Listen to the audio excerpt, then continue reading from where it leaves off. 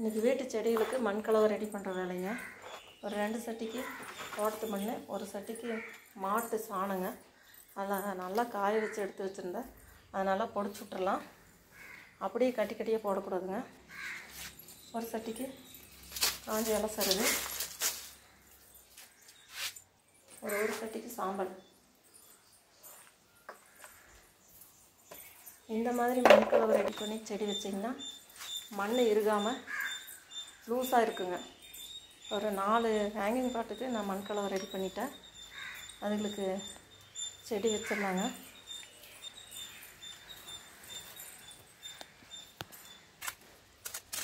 ஒரு 2 மல்லி நாற்றுக்கு இன்றைக்கி மழை வர மாதிரி இருக்கனால அதுக்கு கொஞ்சம் கொத்தி விட்டு காத்தி கட்டி விட்டுருலாங்க. இந்த மாதிரி உங்களுக்கு டைம் கிடைக்கிறப்போ இந்த மாதிரி செடிகளுக்கு பாத்தி கட்டுறது, தண்ணி கட்டுறது, இந்த மாதிரி வேலை செஞ்சிங்கன்னா ரொம்ப மனசு சந்தோஷமாக இருக்குங்க.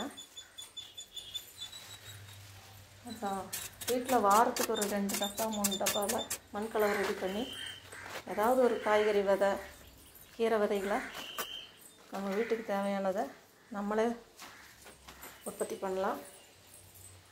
அதிலிருந்து கிடைக்கக்கூடிய காய்கறி, கீரைகளை சாப்பிட்றப்போ ரொம்ப மனசுக்கு சந்தோஷமாகவும் இருக்குது.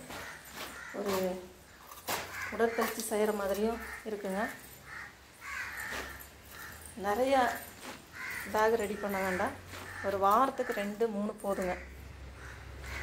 சின்ன சின்னதாக கீரைகள், அப்புறம் பாவக்காய், பீக்கங்காய், இந்த மாதிரி கொடி விதைகள் போட்டிங்கன்னா போதும். ஒரு 4 ஹேங்கிங் பாக்ஸ் ரெடி பண்ணிட்டேன். வீடியோ பிடிச்சிருந்தா லைக் பண்ணுங்கள். தேங்க்யூ.